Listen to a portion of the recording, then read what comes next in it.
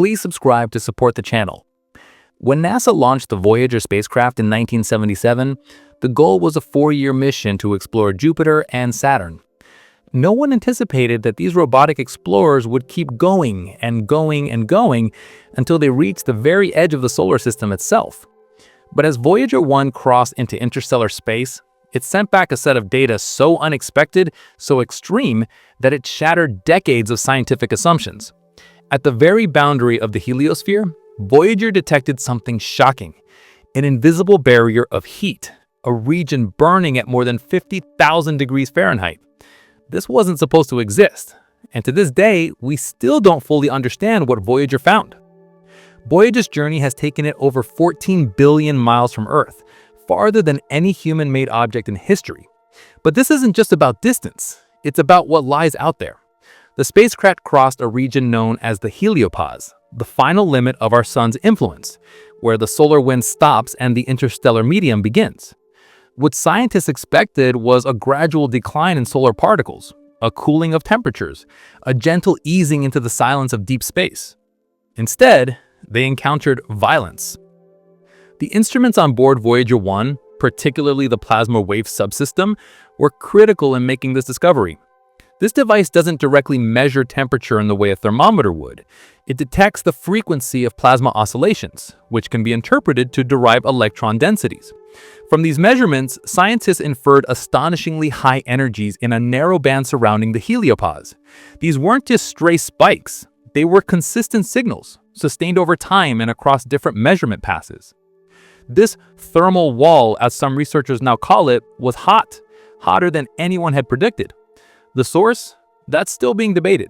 But the readings showed a sudden and dramatic spike in plasma wave activity, correlating with intense heating that suggested temperatures in the range of 50,000 degrees Fahrenheit, possibly more.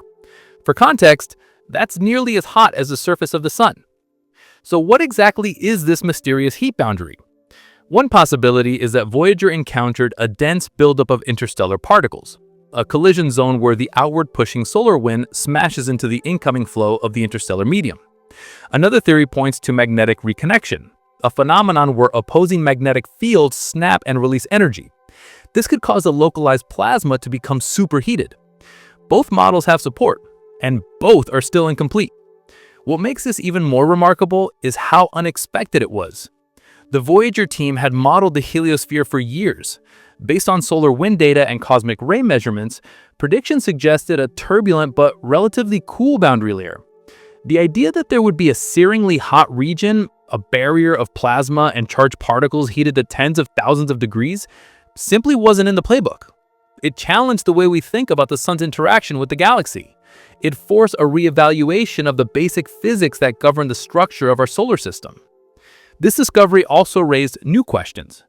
If Voyager 1 found a high-temperature wall in one direction, would Voyager 2, taking a different trajectory, find the same thing? The answer was yes.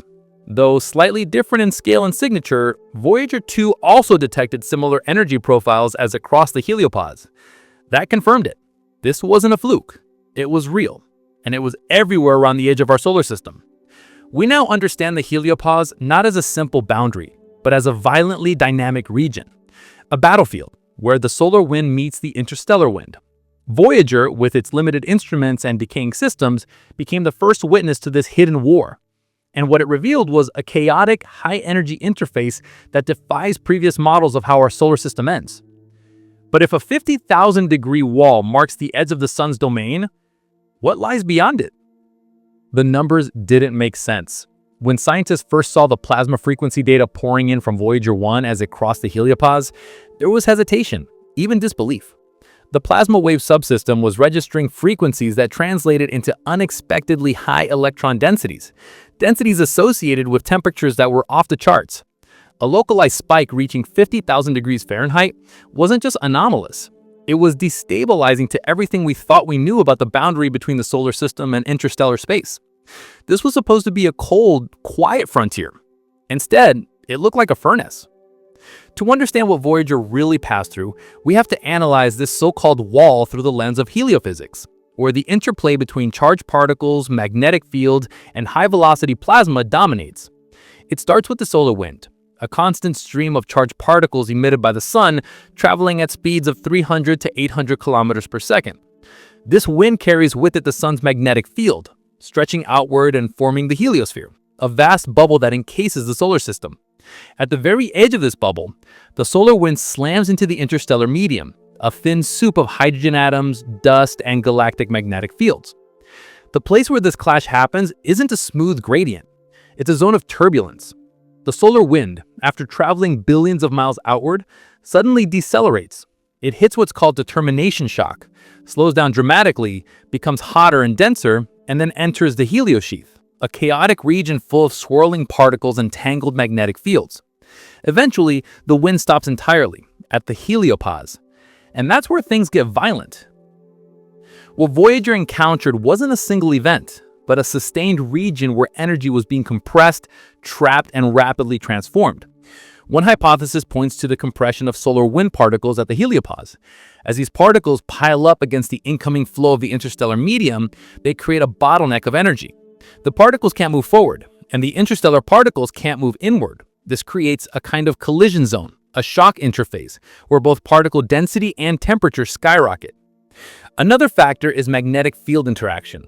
As the solar wind carries the sun's magnetic field outward, it begins to interact with the galactic magnetic field that threads through the interstellar medium. These two magnetic domains are not aligned. They clash, twist, and reconnect. This magnetic reconnection releases tremendous amounts of energy, heating up the plasma to extreme temperatures. It's similar to what happens during solar flares on the sun, but on a far grander scale, spread across billions of kilometers. Then there's the behavior of the plasma itself. Plasma isn't the gas.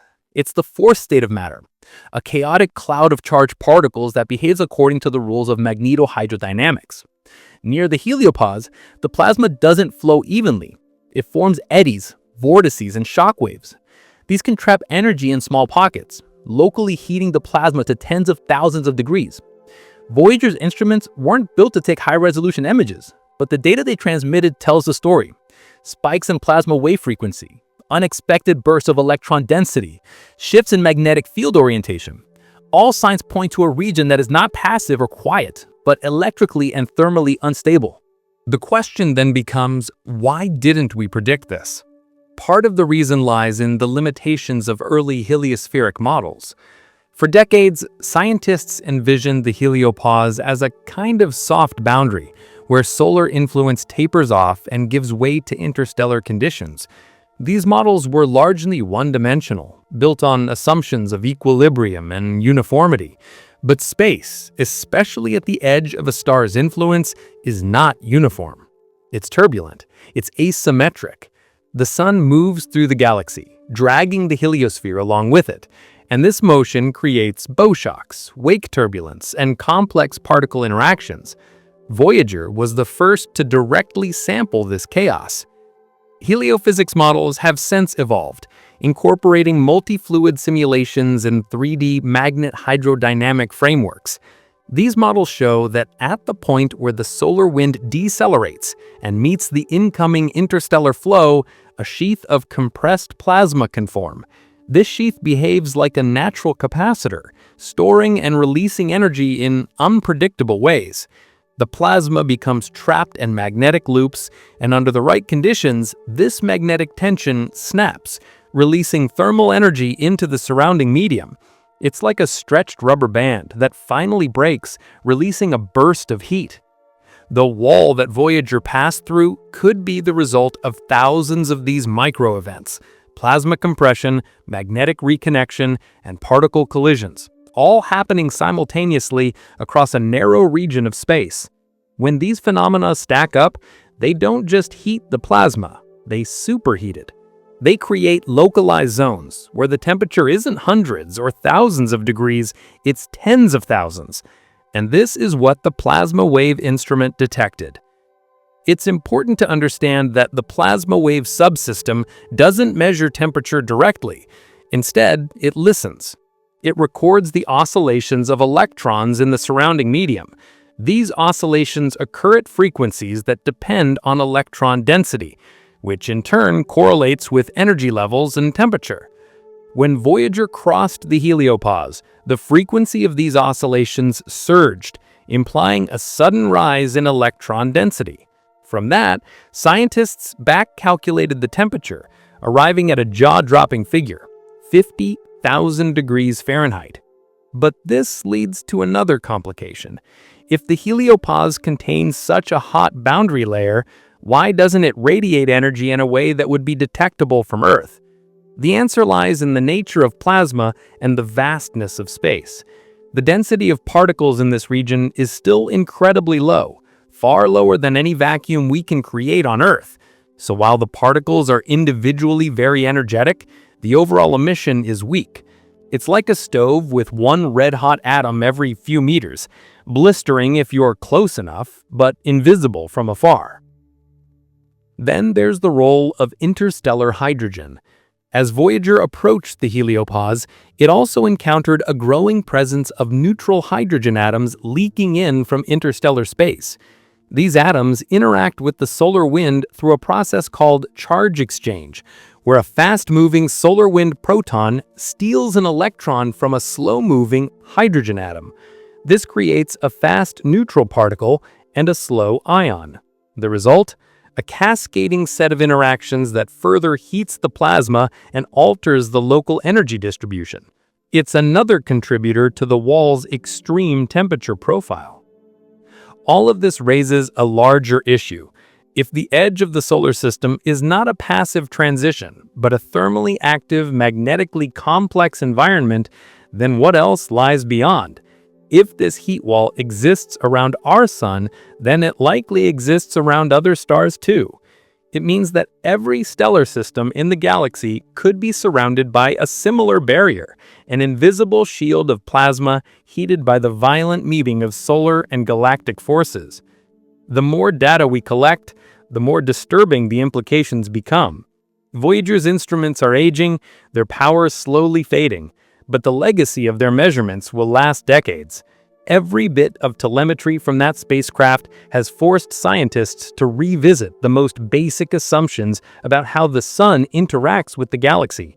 The heliopause is not a finish line. It's a collision front, a zone of unanticipated complexity and violent energy exchange. And yet, this 50,000-degree wall is not the only strange thing Voyager found. As the spacecraft pushed into the interstellar medium, it continued to send back signals that hinted at something even more mysterious, a vast buildup of interstellar hydrogen, glowing faintly at the boundary, forming yet another structure that defied explanation. It's known as the hydrogen wall, and it's the next layer of this unfolding mystery. At first, the data didn't align with expectations.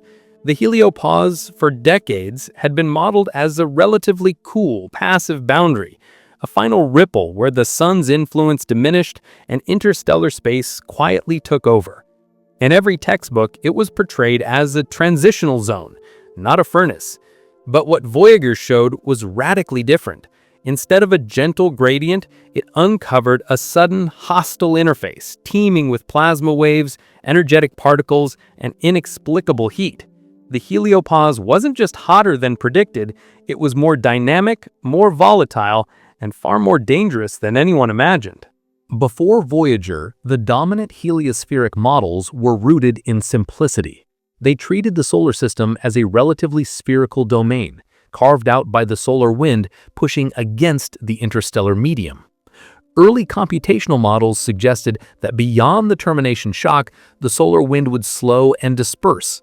The density would drop, and thermal energy would dissipate.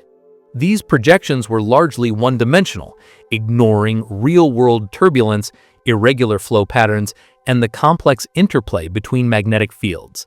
The assumption was that the sun's influence would fade smoothly, and beyond it, space would be colder, quieter, and more stable. But Voyager's instruments painted a very different picture. When Voyager 1 passed through the heliosheath and into the heliopause in 2012, the readings immediately raised alarms. The spacecraft recorded a distinct spike in plasma wave activity, abrupt changes in magnetic field direction, and a sharp increase in high-energy particles. But the real shock came when electron densities, measured indirectly through plasma oscillation frequencies, indicated a searing heat far beyond anything the models had prepared us for. This wasn't a thin, invisible curtain. It was an energy-rich interface.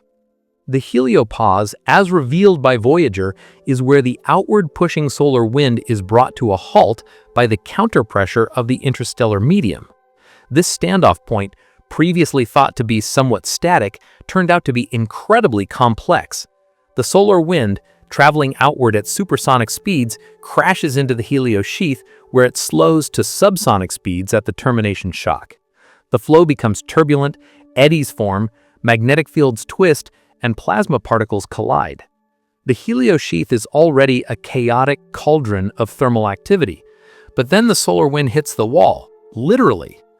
At the heliopause, there is no equilibrium. Instead, there is tension. The solar wind doesn't just stop, it piles up, it compresses, and with it, the magnetic field lines carried by the solar wind are compressed too, increasing magnetic pressure and creating ideal conditions for magnetic reconnection. When magnetic lines of force with opposite polarity are forced together, they break and reconnect violently. This process releases stored magnetic energy as kinetic and thermal energy. On the Sun, this process powers solar flares. At the heliopause, on a much larger scale, it appears to power this anomalous heat layer. The interstellar medium plays a key role in this transformation. It's not empty. It's filled with low-density hydrogen, cosmic rays, galactic magnetic fields, and neutral atoms. As this medium pushes back against the solar wind, it acts like a dam, resisting the outflow of solar particles. This collision doesn't result in a clean transition. It causes shock waves, discontinuities, and extreme particle acceleration. Every interaction becomes a source of heat. Before Voyager, these processes were theoretical. After Voyager, they became measurable. What's especially troubling is how confined this heat seems to be. It doesn't extend far into interstellar space, nor does it reach deeply into the heliosphere. It appears to exist in a thin shell, just a few astronomical units wide, wrapped around the entire solar system like a thermal membrane. Voyager crossed into it abruptly, and the measurements didn't gradually increase, they spiked. This suggests the heating is not the result of slow buildup, but rapid energy conversion in real time on a localized scale. Energy transfer in a vacuum is always assumed to be inefficient, but Voyager's findings challenge that assumption. In this chaotic zone, energy is not radiated away, it's trapped and redirected. Charged particles, interacting with magnetic fields, form turbulent eddies where energy can be stored and released suddenly. This is consistent with the observations of rapid temperature spikes. It's also consistent with the detection of non-thermal plasma distributions, where particle velocities deviate significantly from Maxwellian equilibrium, a hallmark of energy injection processes like shock acceleration and reconnection. The implications of this extend beyond just heliospheric science. If these processes are active at the boundary of our solar system, they are likely active around other stars as well. It changes how we think about the structure of astrospheres in general. It also suggests that the edge of any stellar system is not passive, it's reactive. It is shaped not by stasis, but by ongoing, high-energy interactions that can create extreme environmental conditions. This revelation required scientists to go back to their simulations and start from scratch. New multi-fluid MHD models were developed, accounting for charge exchange processes, kinetic turbulence, and anisotropic magnetic fields. These models now depict the heliopause as a region of elevated plasma pressure, high resistivity, and temperature gradients that fluctuate based on solar cycle dynamics and galactic environment. It's no longer a clean bubble. It's a layered, writhing sheath of unstable plasma. Voyager 2's entry into the interstellar medium in 2018 confirmed that these phenomena weren't isolated. Though its trajectory was different, it too recorded the same kind of energy spikes, the same sudden transitions, the same thermal wall. This gave scientists a second data point, and it ruled out the idea that Voyager 1 had simply passed through an anomaly. Instead, it confirmed that the heliopause as a whole is a zone of intense energy transformation. One additional layer of complexity comes from the solar cycle. The sun's magnetic field flips approximately every 11 years, and with each cycle, the strength and orientation of the solar wind changes. This affects the shape of the heliosphere, which breathes in and out like a living organism. During periods of high solar activity, the solar wind is faster and more chaotic. During solar minimum, it weakens and becomes more uniform. This cycle changes how and where magnetic reconnection occurs at the heliopause and potentially how intense the heat spike becomes at different times. What we know now is that heat can accumulate rapidly at this boundary, driven by a combination of magnetic compression, particle stagnation, and dynamic feedback between the solar and interstellar flows. The vacuum of space, it turns out, is not an insulator, it's an amplifier. Under the right conditions, even tenuous plasma can reach temperatures on par with stellar surfaces, driven not by combustion, but by kinetic violence. And yet, as volatile as this region is, it's not the only one at play. Surrounding this heated boundary is another, equally strange structure, one composed of hydrogen atoms building up at the very edge of the sun's influence. This hydrogen wall, glowing faintly under ultraviolet light, represents not just a thermal phenomenon, but a physical barrier of matter itself. Its discovery, also hinted at by Voyager and later confirmed by New Horizons, reveals another layer of complexity, another zone where solar and galactic forces collide. The most unsettling part is that the heat wasn't the only thing waiting at the edge of the solar system. Just beyond the heliopause, layered over and intertwined with that superheated plasma, Voyager detected something else even stranger, something physical, something massive, something that wasn't supposed to be there at all. A buildup of interstellar hydrogen, compressed, energized, and glowing faintly under ultraviolet light. Scientists now call it the hydrogen wall, and its presence changes everything about how we understand the boundary of our solar system. The concept sounds simple at first. As the solar wind pushes outward, it encounters neutral hydrogen drifting inward from the interstellar medium. These hydrogen atoms are unaffected by magnetic fields and can drift freely where charged particles cannot. But once they reach the frontier where solar wind pressure fights with the incoming galactic flow, these atoms begin to accumulate. They slow down, cluster, and collide. What should have been a gentle diffusion instead becomes a congested bottleneck, a compression zone that forms an enormous, slowly moving barrier of accumulated hydrogen atoms. But the details are far from simple. When Voyager approached the heliopause, the readings from its ultraviolet spectrometer showed a faint but undeniable signal: Lyman alpha emissions, a type of ultraviolet glow that only appears when hydrogen atoms are being energized. This glow indicated that hydrogen was piling up at the solar boundary. Then Voyager's plasma and particle detectors began picking up shifts in temperature and density patterns that matched theoretical predictions of a large-scale hydrogen accumulation. The evidence was clear. There was a wall out there, a real physical structure made not of solid material, but of dense, energized interstellar hydrogen. The wall forms through a combination of charge exchange processes and fluid dynamics. When the fast-moving solar wind slams into incoming interstellar hydrogen, collisions occur, not direct impacts, but electron swaps. A proton from the solar wind steals an electron from an incoming hydrogen atom, becoming a neutral particle, while the hydrogen atom becomes an ion. This chain reaction creates a turbulent interface filled with newly formed fast neutral atoms and slow-moving ions. As these ions accumulate at the boundary, neutral atoms behind them can't pass easily. The result is a pileup, a compression layer several astronomical units thick, shaped by the balance of pressure between stellar and galactic forces. But why does it matter? Because this hydrogen wall is not cold, it glows, it heats. And in parts of this structure, the temperature signatures overlap with the same 50,000-degree thermal barrier that Voyager detected through plasma oscillation data. The hydrogen itself is not that hot. The density is too low for typical thermal conduction.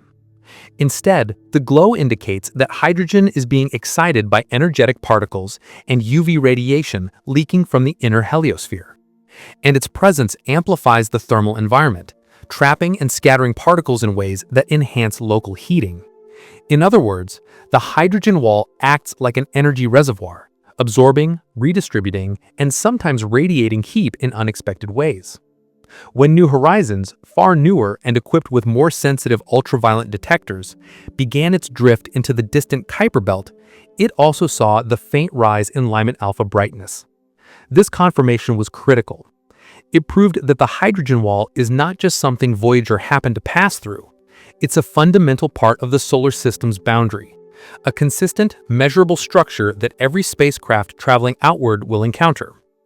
New Horizons data suggested that the hydrogen wall is far more extensive than early estimates implied. It appears to stretch across a massive arc around the heliosphere, possibly with varying density depending on the interstellar environment.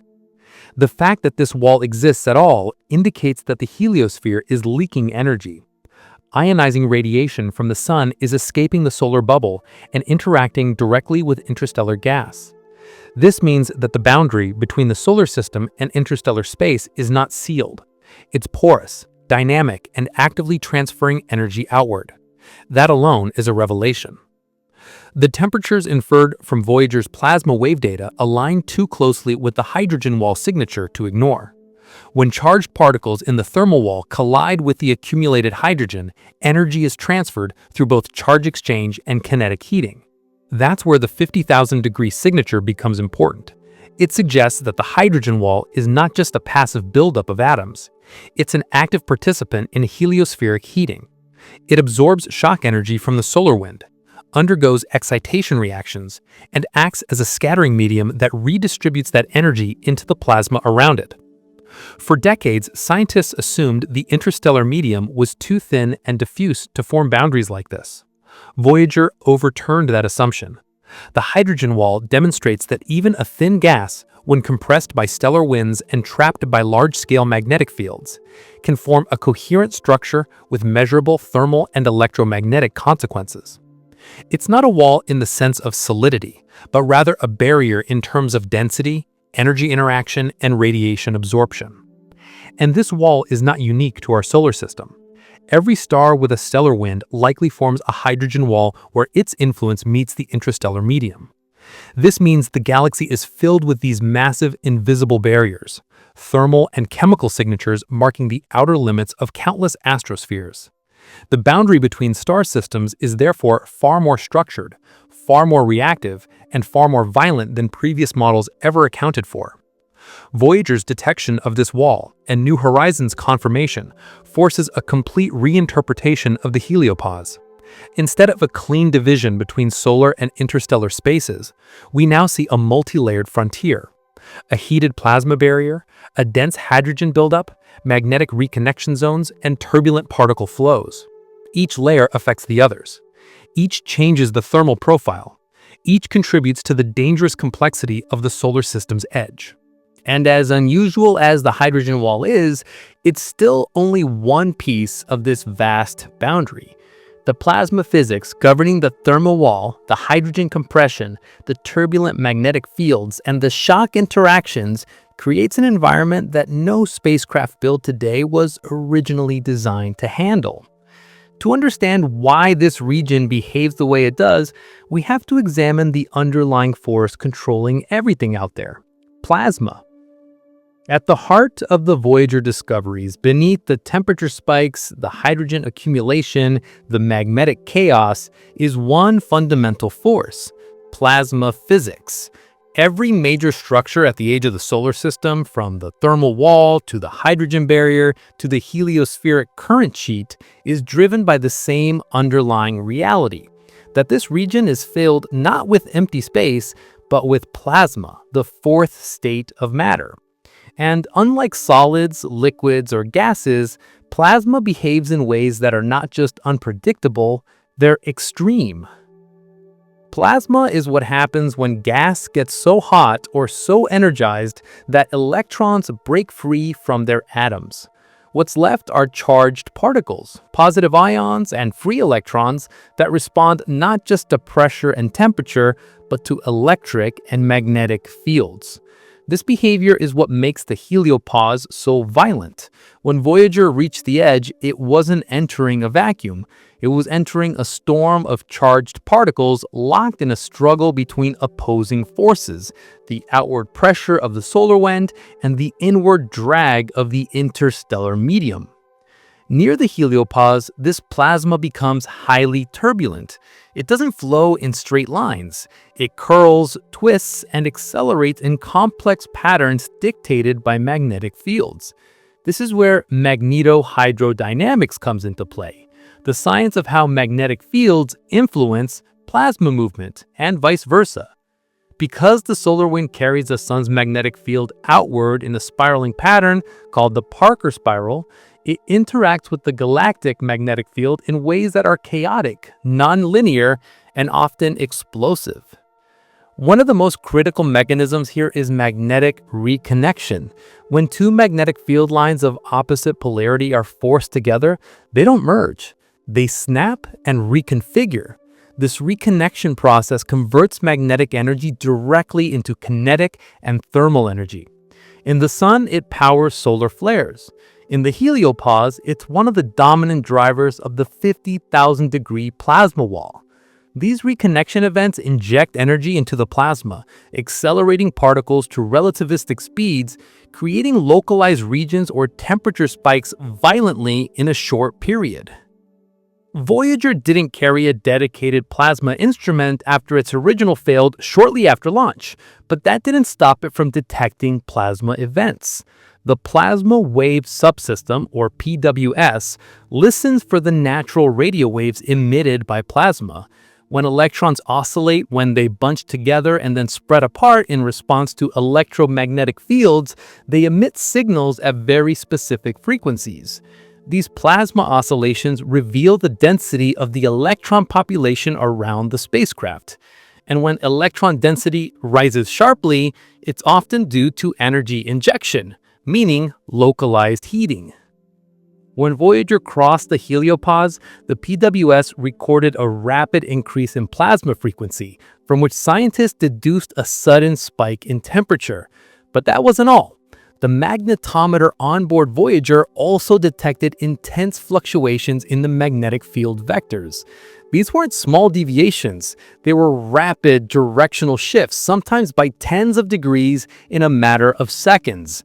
This was the signature of turbulent magnetohydrodynamic activity, evidence that the magnetic fields near the heliopause are not smooth, but tangled, distorted, and in constant motion. Why does this happen? Because the heliopause is not a stable boundary. It's a moving interface between two powerful plasma systems, the solar wind and the interstellar flow. As the sun orbits the center of the galaxy, the heliosphere is dragged along like a magnetic bubble, plowing through a weak but persistent stream of galactic particles. That motion compresses the leading edge of the heliopause, stretches the trailing edge, and creates a tail-like wake. This constant reshaping of the heliosphere warps the magnetic fields, creating perfect conditions for turbulence and energy dissipation. Plasma near the heliopause doesn't behave like fluid on Earth. It's a collisionless plasma, meaning that particles rarely collide directly. Instead, they interact through collective behaviors, waves, fields, instabilities. One of the most important of these is the Kelvin-Helmholtz instability. This occurs when two fluids, here the solar wind and the interstellar plasma, move past each other at different speeds. At their boundary, ripples form. Those ripples grow, twist, and eventually create vortices. In plasma, these vortices become energy traps, accelerating particles and generating heat. It's these effects that likely contribute to the localized 50,000-degree regions Voyager detected. Particle acceleration is also driven by shock waves. At the termination shock, where the solar wind slows from supersonic to subsonic speeds, particles are compressed and heated. But beyond that, in the heliosheath and heliopause, secondary shocks form as turbulent flows interact.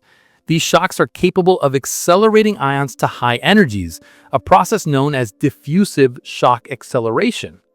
These high-energy particles then spiral along magnetic field lines, heating the plasma and generating complex wave-particle interactions that can't be replicated in laboratory conditions. The Voyager data suggests that many of these interactions are happening simultaneously. Plasma waves, magnetic reconnection, Kelvin-Helmholtz instabilities, shock acceleration, all layered on top of each other in a narrow band that wraps the solar system. And because plasma can store energy over long timescales and release it in bursts, the region becomes a kind of cosmic capacitor, charging, building tension, and then discharging energy into the surrounding medium. This would explain the sudden temperature jumps, the high energy particle fluxes, and the intense variability in magnetic fields. The role of plasma here isn't just background noise. It's the engine driving everything. It controls how the solar wind terminates, how heat is distributed, how particles are accelerated, and how energy is transferred from the sun to the galaxy. It's also the reason why spacecraft like Voyager are still capable of making discoveries decades after launch. Because even with limited instruments, plasma interactions are so extreme at the heliopause that they leave unmistakable fingerprints. But the complexity of plasma physics at the edge of the solar system also raises a dangerous realization. We don't fully understand how to predict or model it. The equations of magnetohydrodynamics are notoriously difficult to solve, especially in 3 dimensions, especially under dynamic boundary conditions, and especially with inputs as varied as solar cycles, interstellar turbulence, and particle injection. What Voyager showed us was not just that plasma behaves differently near the heliopause. It showed us how unprepared we are to face that environment with crewed missions. The behavior of plasma at the boundary of the solar system is telling us something urgent, that space beyond our bubble is not peaceful. It is not empty. It is not inert. It is governed by electric and magnetic forces that fluctuate rapidly, that store energy invisibly, and that release it without warning. And any spacecraft passing through this region, robotic or crewed, will have to face that chaos head-on. When Voyager launched in 1977, it did so under assumptions that now look dangerously naive.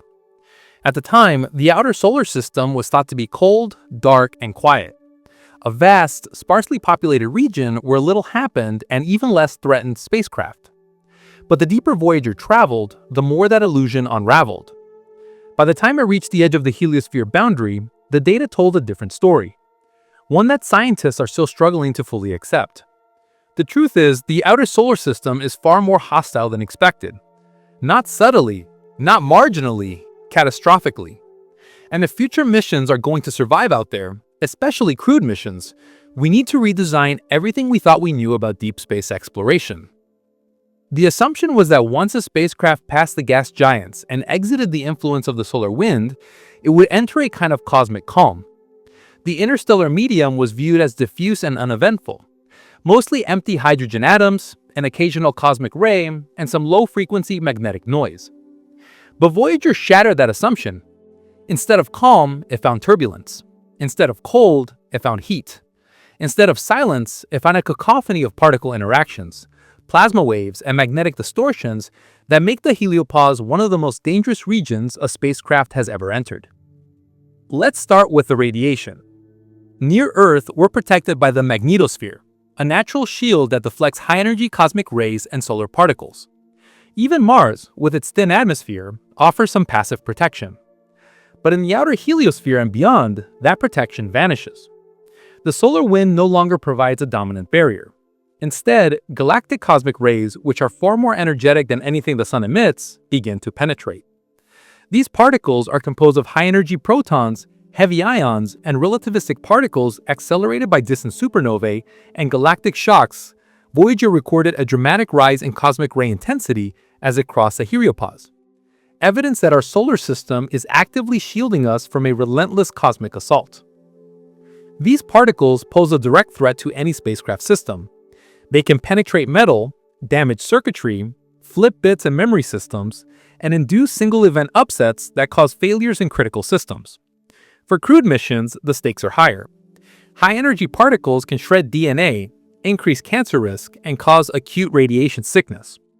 Long-term exposure in these regions without advanced shielding would be lethal. Then there's the matter of plasma waves. In the inner solar system, the solar wind is relatively steady and plasma behavior is largely predictable. But near the heliopause, Voyager detected something unexpected: intense bursts of plasma oscillations, high-amplitude wave packets, and rapidly shifting electric fields. These plasma waves can induce electromagnetic interference, disrupt communication systems, and interfere with navigation. They are not rare, they are not weak, they are pervasive. The combination of energetic particles and plasma turbulence creates an environment that's functionally similar to the worst space weather events near Earth, but constant. There is no quiet mode, there is no reprieve. And the further a spacecraft travels into the interstellar medium, the more uncertain the conditions become. Unlike the solar wind, which follows an 11-year cycle and can be predicted to some degree, the interstellar environment is governed by galactic forces, supernovae, magnetic clouds, and ancient shock fronts that wander through space, invisible and undetectable until it's too late. This reality presents a massive engineering challenge. Most spacecraft today are built for operations within the heliosphere. They rely on solar power, moderate shielding, and communication systems designed for relatively benign conditions. But beyond the heliopause, these design choices become liabilities. Solar panels are useless. Radiation shielding must be dramatically enhanced. Data systems must be hardened against single-event upsets, and propulsion systems must be autonomous enough to make real-time decisions when Earth is too far away to help. Shielding becomes a primary concern. Traditional aluminum hulls won't be sufficient. Future spacecraft may need active radiation shielding, using magnetic fields or electrostatic deflectors to repel incoming particles, much like Earth's magnetosphere does. These technologies are still experimental, and none have been tested in an environment as hostile as the one Voyager encountered. But without them, human missions into interstellar space would be unsustainable. Navigation systems will also need a complete overhaul. Plasma waves can distort sensor readings, and high-energy particles can scramble instruments. A spacecraft navigating through the outer heliosphere will need AI-driven redundancy, real-time error correction, and inertial navigation systems capable of functioning in environments where GPS and solar triangulation are useless. It must also be able to adapt, changing course to avoid high radiation regions or magnetic reconnection zones that could disable key systems. Communication is another vulnerability. The dense plasma near the heliopause can scatter and absorb radio waves, introducing delay, attenuation, and interference. High-gain antennas may not be enough. Future probes may require laser communication systems or quantum-encrypted links that can cut through plasma noise. And since the delay between interstellar probes and Earth can stretch to hours or days, these systems must be capable of autonomous diagnostic checks and emergency reboots. The hostile nature of the outer solar system also changes the timeline of missions. Voyager took decades to reach the heliopause. A crewed mission cannot wait that long. This demands propulsion breakthroughs, nuclear electric drives, antimatter propulsion, or laser-pushed light sails. But these systems must also function in high radiation environments, under constant plasma assault, without degrading. The stakes are absolute. A failure 15 billion miles from Earth isn't just a setback, it's a total loss. And this doesn't just apply to spacecraft. Scientific instruments will need to be redesigned. Magnetometers must be isolated from plasma-induced noise. Particle detectors must differentiate between solar particles and galactic intruders. Thermal sensors must survive rapid shifts in energy density and plasma temperature. No current generation instrument has been exposed to the kind of high-energy environment Voyager discovered, because until now, no one knew it existed. It's not just that the heliopause is more dangerous than we thought. It's that we didn't think it was dangerous at all. Voyager has revealed a wall of heat, a cloud of hydrogen, a storm of plasma, and a flood of cosmic rays, all waiting silently at the edge of the sun's influence. This is the environment we must now plan for. This is the reality that every future mission, robotic or human, must be engineered to survive. And just beyond this wall, past the heat, past the plasma, past the turbulence, lies what we used to call interstellar space. But Voyager has shown us that even that region isn't what we imagined. Because when the solar wind ends, the galaxy begins. And it's not empty. The moment Voyager 1 crossed the heliopause, it entered what scientists officially defined as interstellar space. But what that phrase suggests and what it actually is couldn't be more different. To the public, interstellar space has always implied emptiness, a silent, frozen void between the stars, a kind of cosmic limbo, dead, inert, and harmless. That idea is wrong. It's not just misleading, it's dangerous. Because what Voyager found out there is anything but empty. It's active, it's energized, and in many ways, it's even more unpredictable than the space inside the heliosphere. The boundary of the heliopause marks the outermost edge of the sun's magnetic and particle influence. But it does not mark the beginning of safety, nor of stillness. It marks the beginning of exposure. What lies beyond is the interstellar medium, an enormous dynamic sea of matter and energy that fills the space between stars across the galaxy. Voyager's instruments were limited, but they recorded a sudden, unmistakable shift in conditions the moment the spacecraft breached that edge. The solar wind dropped to zero, the magnetic field orientation changed, and the density of high-energy cosmic rays surged. That transition wasn't gentle, it was abrupt, and it was definitive. One of the most critical revelations was the realization that pressure doesn't vanish beyond the heliopause, it escalates. Inside the heliosphere, pressure is dominated by the solar wind, a hot, fast-moving plasma of electrons and protons emitted continuously from the sun. But outside that bubble, the pressure comes from multiple sources: the interstellar magnetic field, energetic charged particles, and the ambient gas and dust drifting between stars. These forces don't vanish, they push back, and they're in constant dynamic balance with the outward force of the solar wind. Voyager showed that this balance point, the heliopause, is not a stable wall, but a fluctuating frontier. The interstellar pressure outside isn't even uniform. It varies depending on where the sun is traveling within the galaxy. Right now, the solar system is moving through a region called the local interstellar cloud, a slightly denser zone of interstellar material about 30 light-years wide. But this cloud itself is not inert. It's shaped and compressed by shock waves from long-past supernovae. That compression raises local pressures, alters magnetic field strengths, and changes how the interstellar medium interacts with our solar system.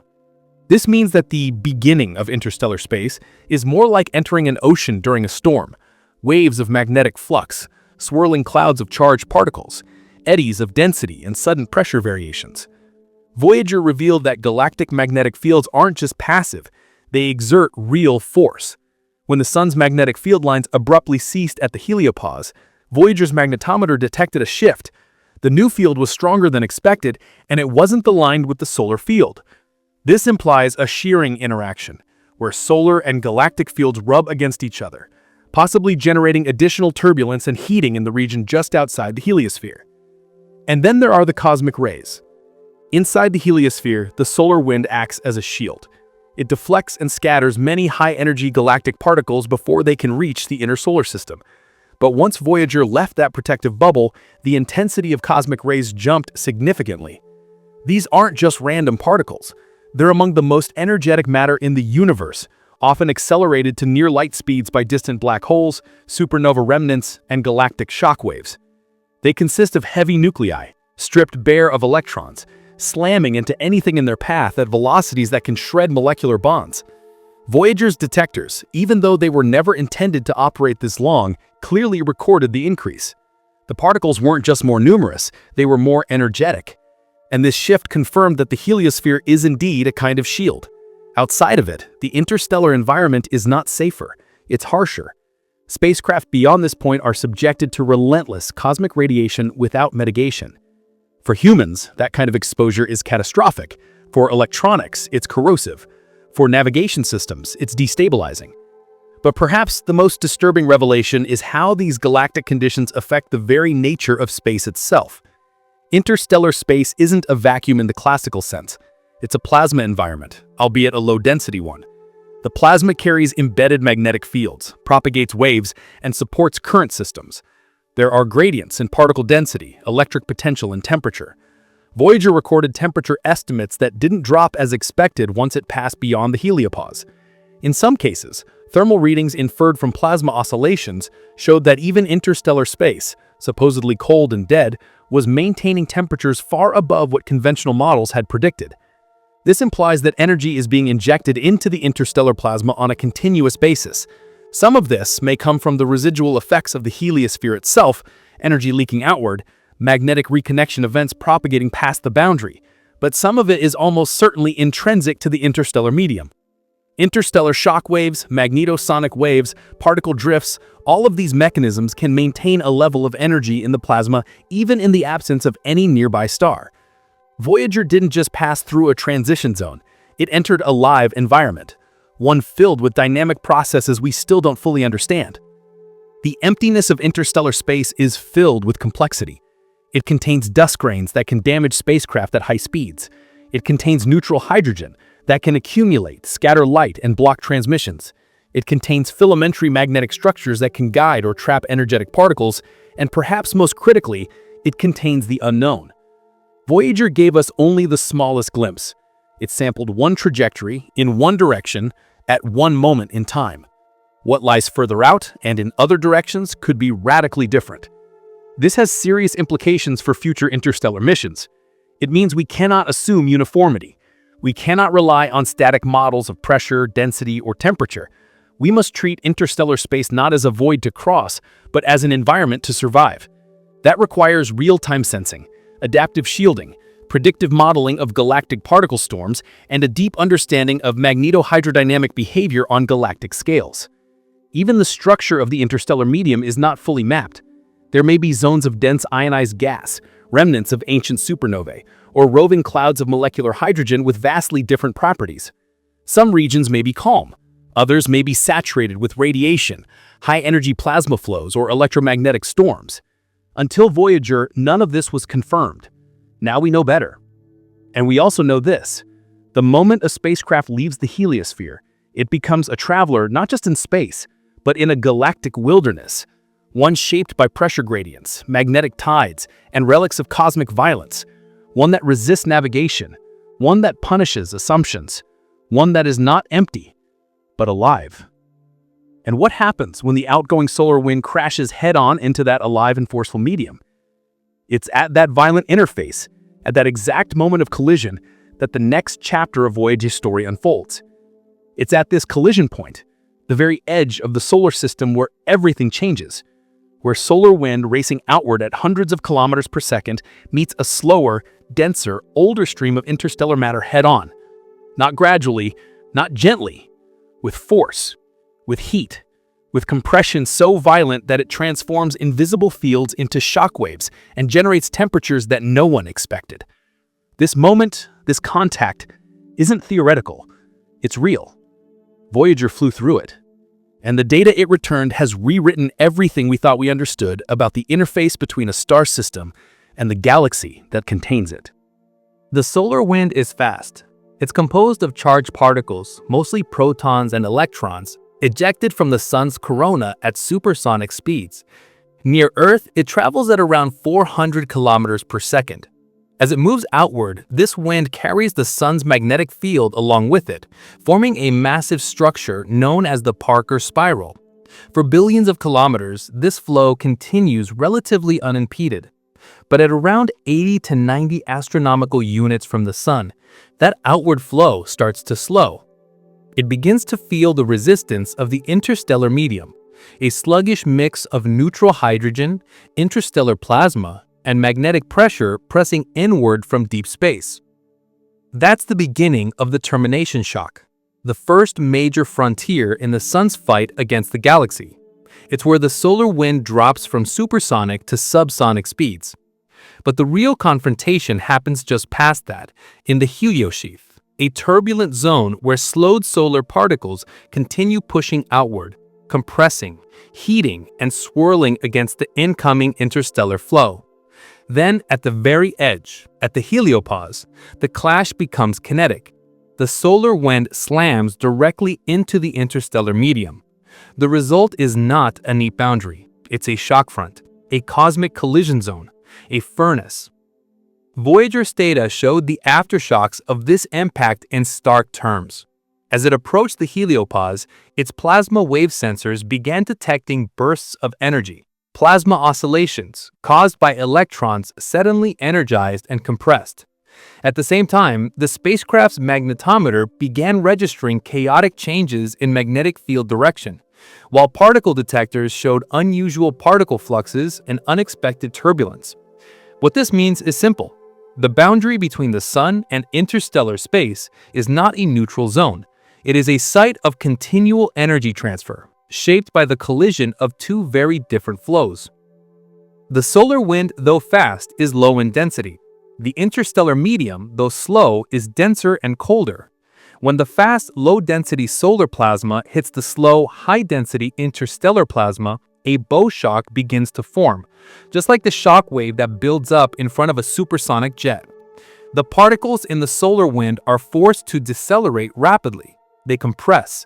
Magnetic field lines get squeezed together, and when they do, they begin to reconnect, snapping and reconfiguring, injecting bursts of magnetic energy into the surrounding plasma. These reconnection events are violent. They heat the plasma, they accelerate particles, they generate turbulence, and they create a zone where temperatures can spike suddenly, up to 50,000 degrees Fahrenheit or more. Diagrams from magnetohydrodynamic simulations produced after analyzing Voyager's data show this interface as a layered boundary. First, there's the heliosheath, where the solar wind slows and becomes chaotic. Then comes the heliopause, where the pressure from the sun and the pressure from the galaxy reach equilibrium. Just outside that, in the interstellar medium, is a buildup of galactic particles and fields that resist further intrusion. But the collision zone itself isn't flat. It's distorted, wrinkled, and unstable. Simulations show it rippling like a membrane, responding to fluctuations in solar activity and galactic density. Every ripple is a site of compression. Every compression is a source of heat. The physics of this process are governed by basic principles: conservation of momentum, energy transfer, and magnetic tension. But the behavior at the macro scale is anything but simple.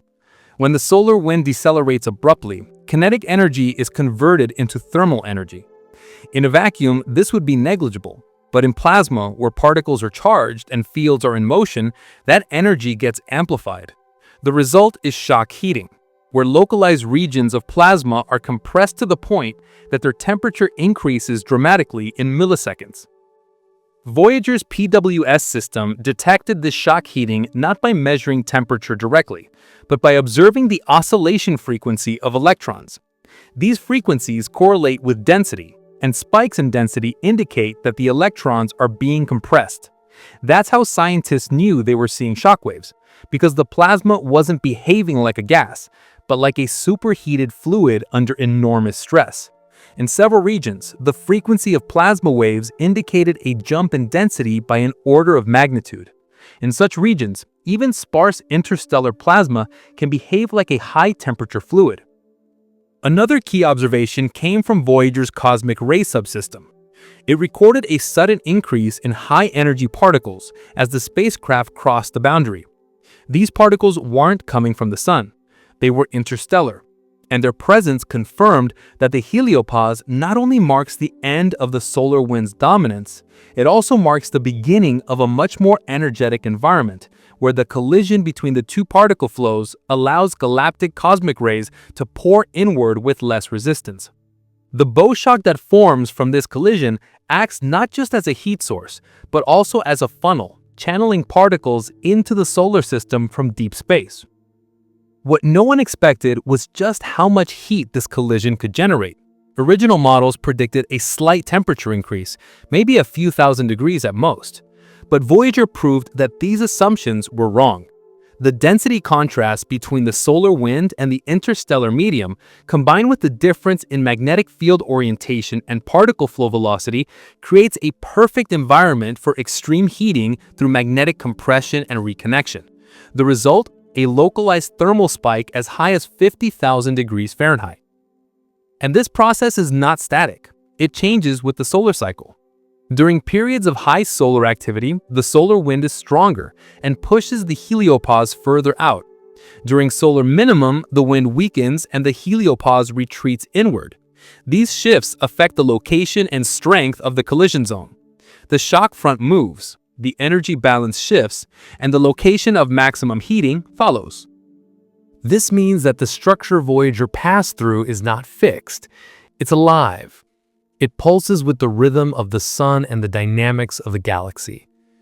Every year, the shape of the collision front changes. Every fluctuation in the solar wind echoes outward and hits the interstellar medium with varying intensity. It's a constant, evolving battle. And Voyager just happened to fly through it at the perfect moment to catch it in action. So when we talk about the edge of the solar system, we are not talking about a passive perimeter. We're talking about a high-energy shock zone, a place where particle physics, fluid dynamics, and magnetic fields collide violently to create a cosmic furnace. This is not science fiction. This is Voyager's legacy. A probe from the 1970s, hurling through space on decaying plutonium, managed to pierce the veil and show us the most violent boundary in our solar system. And yet even this isn't the end of what we learned. Because all of this, the shock waves, the heating, the magnetic reconnection, the particle acceleration, happens in a space shaped by massive magnetic fields. Fields that control everything. Fields that even now, Voyager is still measuring, still recording, still transmitting from a distance of more than 14 billion miles. Voyager changed more than science. It changed engineering. What began as a mission to explore the outer planets has now become a cautionary tale for the future of deep space exploration. Because when Voyager crossed the heliopause, it didn't just enter interstellar space. It entered a crucible of forces that no spacecraft had ever encountered.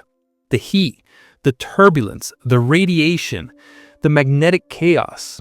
It was all real, all measurable, and all far more extreme than the models predicted. And now the space community is being forced to confront the implications, not in theory, but in hardware. Because if you want to go further, to Proxima Centauri, to Alpha Centauri, or anywhere outside the solar system, we will have to build a new kind of spacecraft, one engineered to survive the unexpected. At its core, Voyager's data exposed a fundamental flaw in how we've designed interstellar mission concepts for decades. We assumed that once a probe left the sun's sphere of influence, it would enter a kind of peaceful limbo, cold but stable, predictable, survivable. But instead, Voyager encountered a layered environment of unpredictable magnetic shifts, violent plasma waves, temperature spikes approaching 50,000 degrees Fahrenheit, and cosmic radiation levels far beyond anything experienced near Earth. And Voyager survived only because it was lucky. Its systems were simple, hardened by necessity, not by design. But for the next generation of spacecraft, luck is no longer good enough. The first issue is thermal resilience. Voyager revealed that the region near the heliopause is not thermally neutral. It's actively hot. The plasma environment under pressure from both solar and interstellar flows generates local heating that could melt or degrade sensitive components. For future missions, this means passive thermal insulation will not be enough. Spacecraft will need active thermal control systems that can dynamically reroute heat, reject it, or store it without compromising electronics. Materials that were previously considered stable in space, carbon composites, thermal foams, thin films, will need to be reevaluated against plasma-induced heating and microscale charge buildup. Then there's the radiation. Voyager's particle detectors recorded a dramatic increase in high-energy cosmic rays beyond the heliopause. These aren't just nuisance particles. They're damaging at the atomic level. They can flip memory bits and flight computers, degrade optical sensors, and cause latent failures in power systems. For human crews, they're lethal. Future spacecraft will require shielding solutions that go well beyond current aluminum and polymer-based designs. Layered shielding, magnetic deflectors, and perhaps even active radiation fields generated by superconducting coils will need to be considered. But adding mass is the single greatest constraint in space exploration. Every kilogram of protection is a kilogram not used for fuel, instrumentation, or propulsion. That's where the Voyager data becomes both a warning and a design constraint. It forces engineers to make trade-offs, to choose between survivability and capability, to prioritize robustness over elegance, because anything less than resilience will fail out there. Particle density is another hidden threat. While the interstellar medium is less dense than Earth's atmosphere by orders of magnitude, it's not empty. Voyager found that dust, hydrogen atoms, and plasma clumps exist well beyond the heliopause.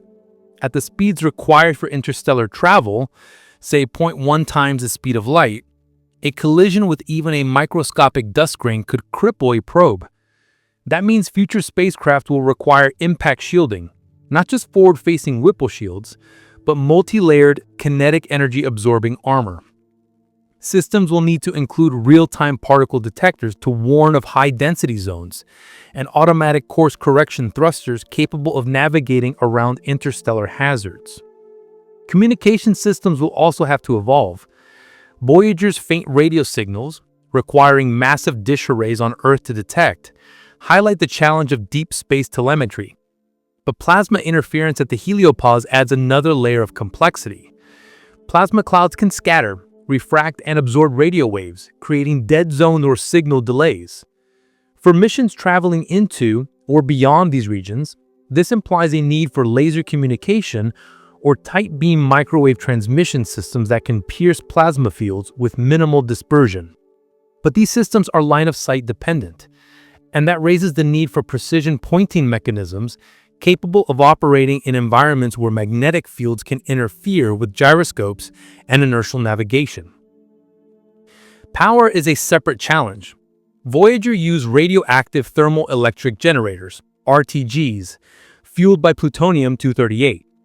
These systems are slow to decay but provide limited wattage.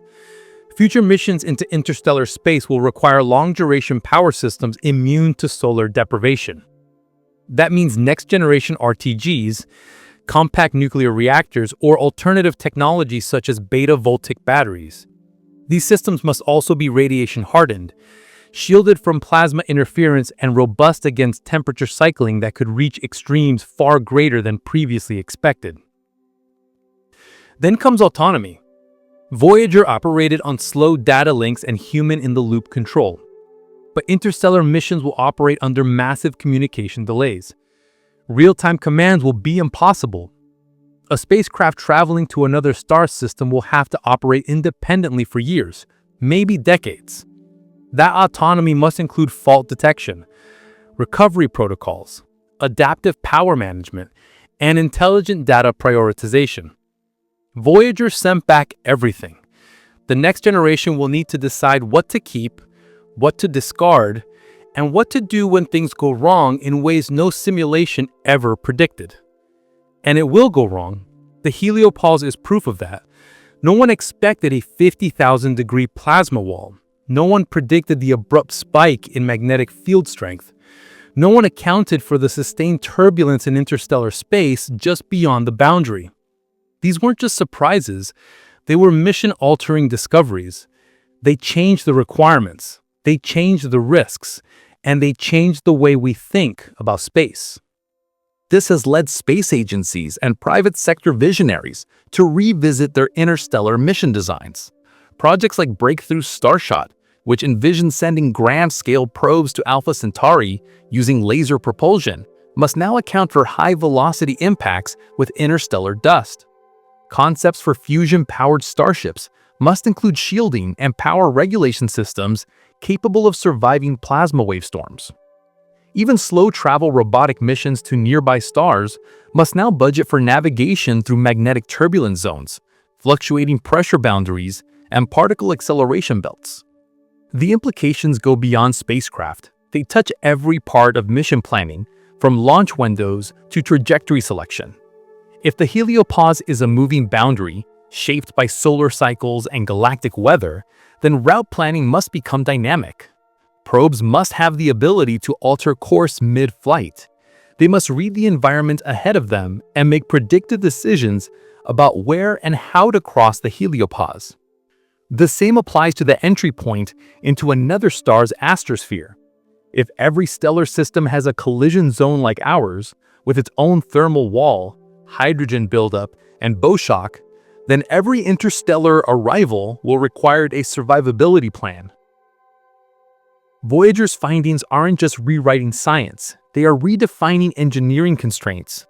Every future probe, every crewed ship, every autonomous interstellar vehicle must now be built to confront a frontier that is not silent, not passive, and not empty.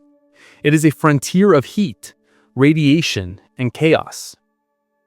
And right before a spacecraft crosses into that chaos, it enters a zone known as a termination shock, the solar wind's final gasp, the last place where the sun still controls the speed and energy of its outflow.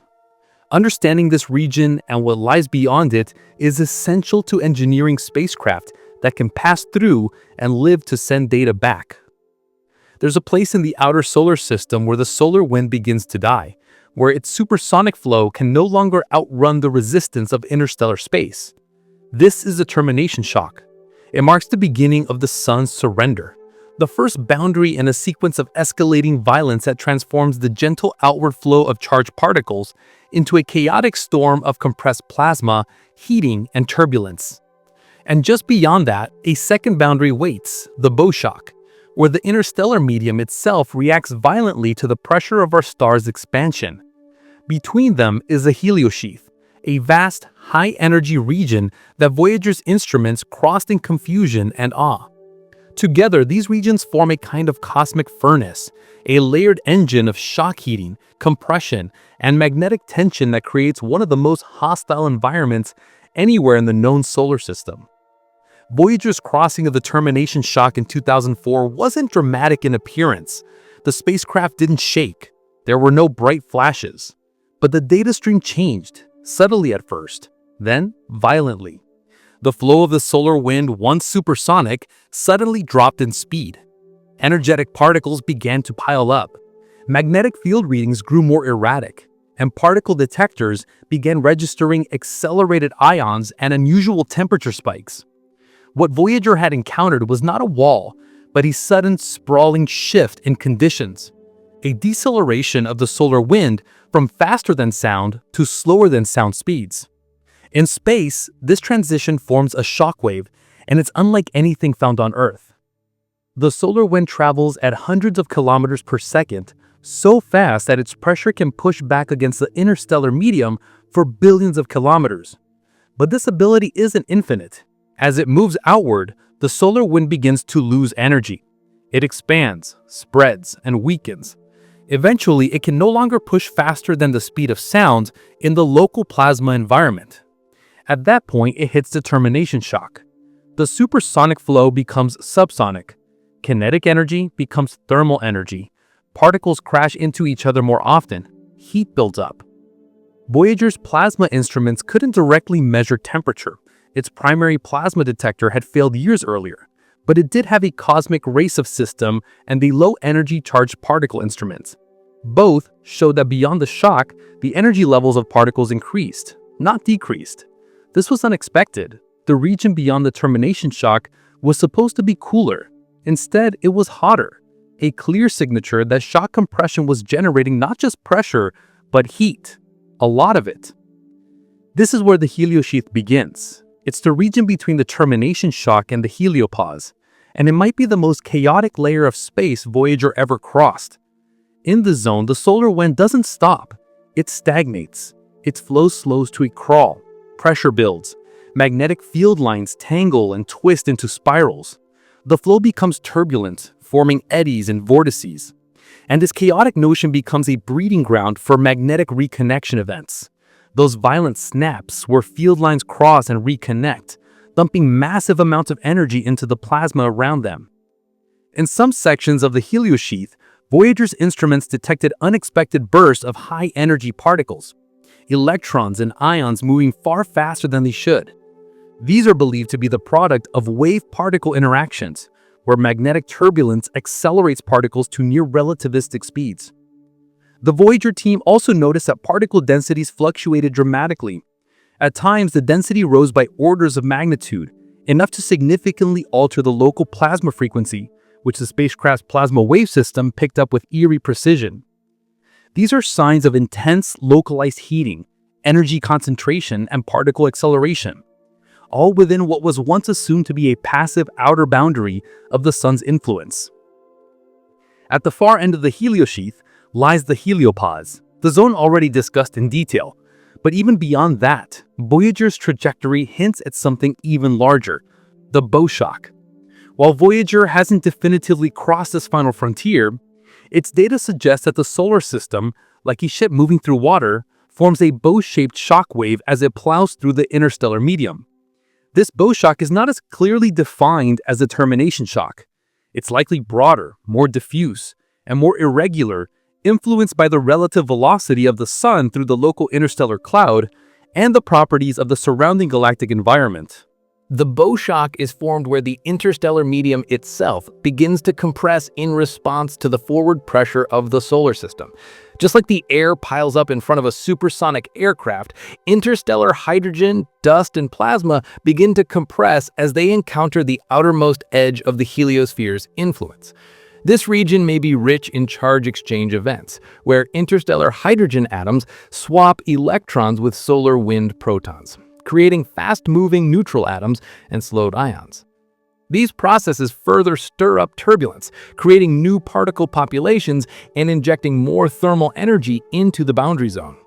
Computer simulations based on Voyager data have now modeled this entire region: the termination shock, the heliosheath, the heliopause, and the bow shock as an integrated system. The models show a series of nested boundaries, each one more complex than the last. The termination shock slows the flow. The heliosheath tangles and heats it. The heliopause halts it, and the bow shock pushes back against it. Together, these zones form a dynamic shell around the solar system, a high-energy interface that resists intrusions, compresses plasma, and distorts magnetic fields.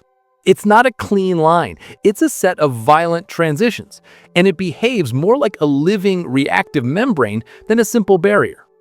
The heat generated in these regions is a direct consequence of kinetic energy conversion. As particles decelerate and collide, their motion is transformed into random thermal motion. This is classic thermodynamics, but applied at massive scales. Unlike in a traditional fluid, though, the plasma at the termination shock is collisionless, meaning particles don't bump into each other in the way gas molecules do. Instead, the energy transfer happens through electromagnetic fields, wave-particle interactions, and instabilities that can amplify even tiny fluctuations into large-scale heating. Voyager's instruments picked up the echoes of this process. Particle detectors measured anomalous cosmic rays, energetic particles believed to be accelerated at the termination shock and then trapped in the heliosheath. Plasma wave sensors captured oscillation that suggested rising electron densities and turbulent flow. The magnetometer tracked fluctuations that correlated with pressure waves and reconnection events. All of it pointed to one conclusion: the outer solar system is not quiet. It is a furnace, an engine of heating and compression powered by the violent interface between the sun's outflow and the galaxy's resistance. And this furnace isn't just important for Voyager or for academic interest. It matters because it defines the conditions any future spacecraft must face. It's the first true barrier between us and the stars, and it's shaped not by temperature alone, but by magnetic fields, the invisible structures that sculpt every interaction at the solar system's edge. Fields that twist, reconnect, and rage across billions of kilometers. Which brings us to the next revelation. Because at the root of every thermal spike, every shockwave, every particle acceleration event out there is a system of magnetic fields that few truly understand, fields that Voyager flew straight into. At the far edge of our solar system, where light from the sun is 1,000 times dimmer than what we see on Earth, and where the temperature of space itself should drop toward absolute zero, something is stirring. Not because of gravity, not because of mass, but because of force. Silent, invisible, and all-controlling. Magnetic fields. They don't make sound, they don't emit light, but they shape everything. They dictate the structure of the heliosphere, the behavior of the solar wind, and the very nature of the boundary that Voyager crossed. These magnetic fields aren't passive lines, they're tensioned cables of force. They twist, reconnect, vibrate, and explode. And at the solar system's outer edge, they collide head-on with fields from the galaxy itself. That collision doesn't just rearrange magnetic lines, it generates heat. It creates turbulence. It drives particle acceleration. It constructs the hot wall that Voyager flew through and exposed to the world.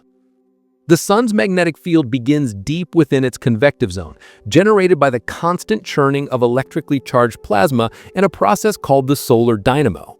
As the sun rotates, its magnetic field gets dragged outward by the solar wind, spiraling into space like a spinning sprinkler. This is the Parker spiral.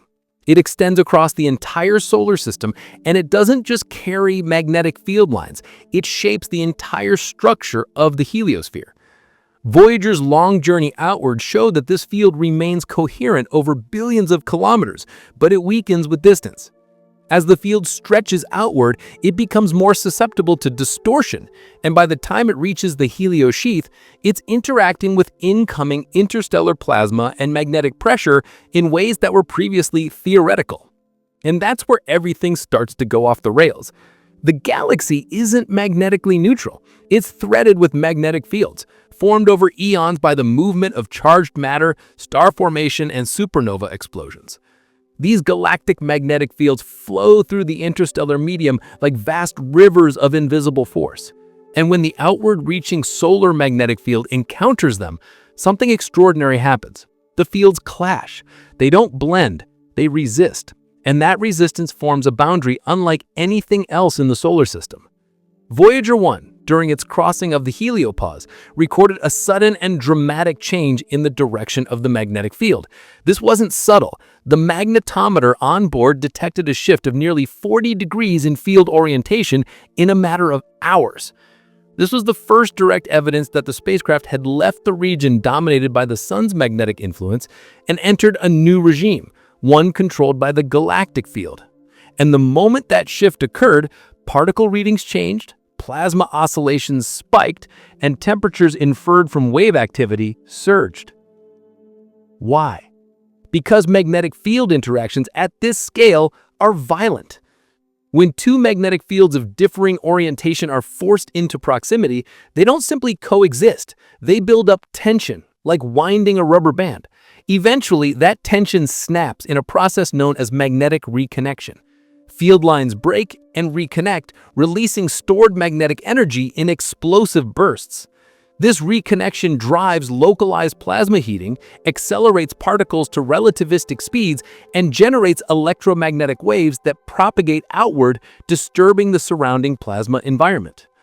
Voyager's magnetometer data, combined with the plasma wave system and cosmic ray sensors, captured the aftershocks of these reconnection events. It showed an environment filled with sudden spikes in particle energy, fluctuating field strength, and rapid changes in magnetic orientation. This wasn't static space. It was a boiling, shifting, magnetically turbulent frontier. One of the clearest signs of magnetic chaos came from the detection of magnetic holes, brief, localized drops in field strength that coincide with spikes in particle energy. These are believed to be indicators of reconnection events, or turbulence-driven field distortions. They are signatures of heating zones, where particles gain energy not from collisions, but from electromagnetic interactions. But this heating isn't distributed evenly. Magnetic turbulence causes patchiness and plasma temperature. Voyager's sensors showed that these temperature fluctuations were not random. They correlated with regions of increased magnetic irregularity. In other words, the more chaotic the field, the hotter the plasma. And near the heliopause, the field is at its most chaotic.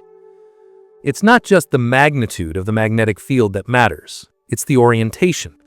When the solar magnetic field and the galactic field are aligned, reconnection is minimized. But when they are perpendicular or oppositely directed, reconnection becomes inevitable. Voyager's crossing of the heliopause happened to occur at a region of strong angular difference, and the resulting data captured one of the first real-time interactions between two interstellar-scale magnetic domains. These interactions are further complicated by the presence of pickup ions, neutral atoms from the interstellar medium that become ionized by solar UV radiation and are swept into the solar wind. These pickup ions are often more energetic than background plasma and can dramatically alter the way magnetic fields behave. They contribute to turbulence, they distort field lines, they form current sheets, thin regions where the direction of the magnetic field flips rapidly. These sheets can become sites of intense reconnection and heating. Simulations based on Voyager's trajectory and field data now suggest that the entire outer boundary of the heliosphere is structured not just by pressure gradients, but by magnetic topography. There are ridges, troughs, and transition zones where magnetic energy accumulates. These zones act like magnetic furnaces, regions where reconnection and wave propagation drive up the local temperature, often without a proportional increase in particle density. This has enormous implications. It means the hot wall Voyager detected isn't just the result of particle compression or charge exchange. It's a magnetic phenomenon, a sheath of plasma energized by field line tension, reconnection, and wave-particle interactions that generate heat in ways traditional thermodynamics can't fully explain. And these magnetic dynamics don't stop at the heliopause. Voyager's continuing data shows that the interstellar magnetic field beyond the heliosphere is not uniform. It has domains of varying strength and orientation. It has shear zones. It has turbulence. And it is in constant interaction with the leaking remnants of the sun's influence. Field lines stretching, snapping, and twisting in ways that generate more heating, more turbulence, and more risk. What Voyager proved is that magnetic fields are the architecture of deep space. They don't just contain plasma, they control it. They create the heat. They guide the particles. They shape the entire frontier that separates our solar system from the rest of the galaxy. And understanding them isn't optional. It's essential. Because the temperature spikes, the particle storms, the shock fronts, and the plasma waves, all of it begins and ends with magnetism. And the debate over just how extreme those effects are is still unfolding. Scientists are still trying to explain the 50,000 degrees signature Voyager recorded. Some believe it's a fluke. Others say it's global. The only way to know is more data, more missions. And that brings us to the growing debate, a fierce scientific reckoning over what Voyager really saw at the boundary.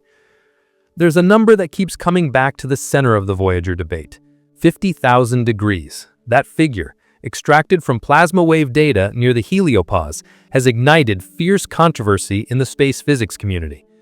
It's not that the number appeared out of nowhere. It's not that the instrumentation was faulty. It's that the number simply doesn't fit.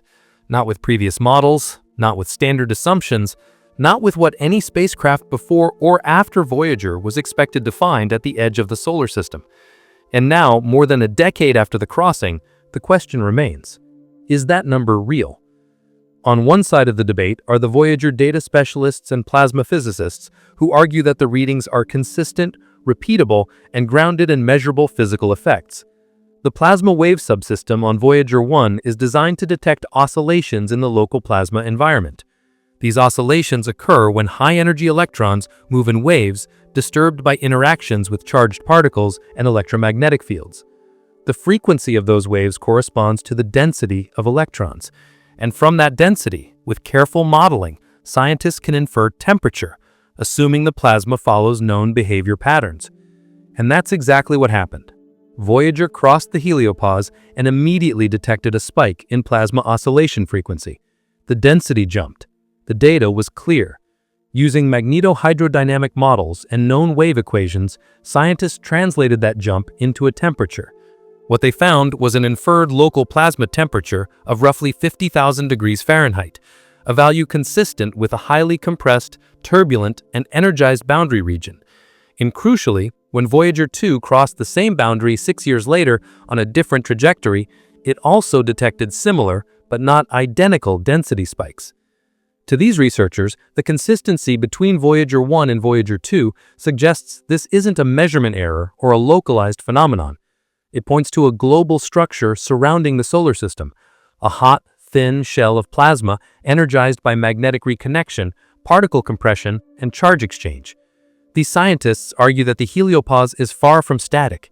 It's a dynamic, high-energy interface whose temperature fluctuates in ways that models are only now beginning to account for. But there's a second camp, a group of heliospheric modelers, interstellar physicists, and skeptics who believe that the 50,000-degree reading may not be representative, not universally, not globally, and perhaps not even real in the way it's been interpreted. They point to the nature of Voyager's instruments. The plasma wave subsystem measures oscillation frequency, not temperature directly. That introduces assumptions.